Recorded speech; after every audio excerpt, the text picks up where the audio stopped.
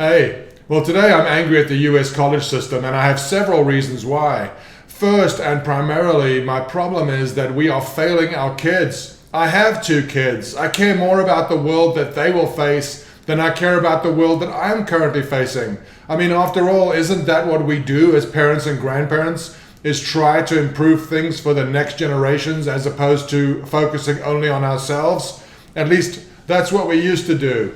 So let me talk about what it is that we've done to today's young kids. And a simple graph will show you part of the problem. This is student loans outstanding and securitized. And you can see that total student loans outstanding have increased from $500 billion to almost $2 trillion.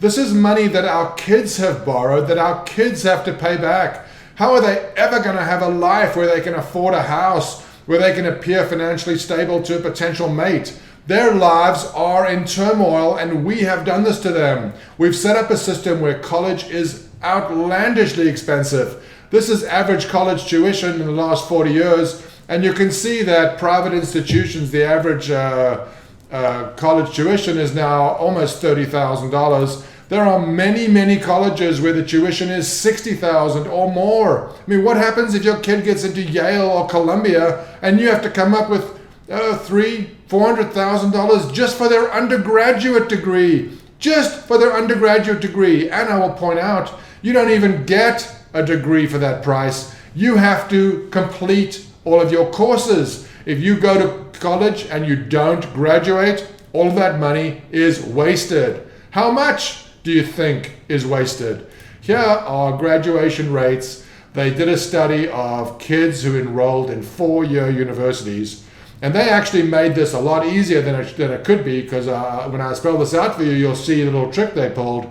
Now keep in mind, this is a 4-year institution, and they are looking at graduation rates after 6 years. And if you examine these figures, you will see that something like 60% of college students graduate in 6 years. What happens to the other 40%? That money is gone, wasted. There is no college degree. The kid has nothing to show for the potentially hundreds of thousands of dollars that they've spent. How much debt are kids graduating with? This is a perspective. Here is a table. How many kids in 2017 owed what amount of money? 609,000 owed $200,000 or more, and 8.5 million owed between $1,000 and $5,000, and you can see all the graduations in between. These kids who owe this amount of money, I mean, unless you're going to medical school or law school or becoming a professional of some kind, it is extremely unlikely that you're ever going to be able to pay this debt off. It's going to hang over your head for the rest of your life. And it's way worse than any other kind of debt. What we've done to our kids is we've made the student loan debt non-dischargeable in bankruptcy. Every other kind of debt is dischargeable. If you buy a house or a car or credit card and you can't pay, you can wipe out your debts by surrendering all of your assets. Not so with student loans. Is it any wonder that colleges are willing to extend so much in the way of loans to students? These loans are guaranteed by the US government. They're not dischargeable in bankruptcy. Why are we letting these kids who are barely of legal age to sign a contract indebt themselves to this extent?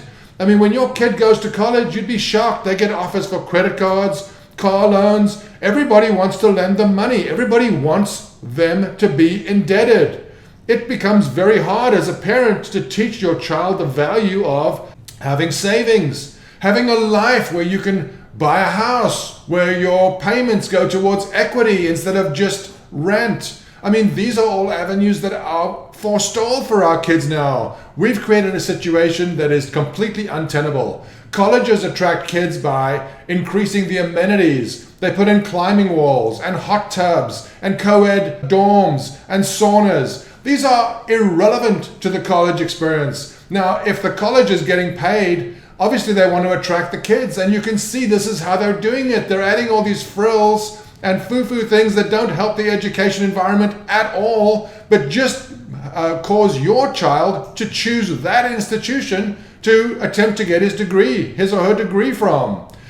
Colleges these days are predators on our children. Don't be fooled by what things used to be. Look at these colleges that have billions, thousands of millions of dollars in endowments and still charge $50,000, $60,000 a year for your child to attend.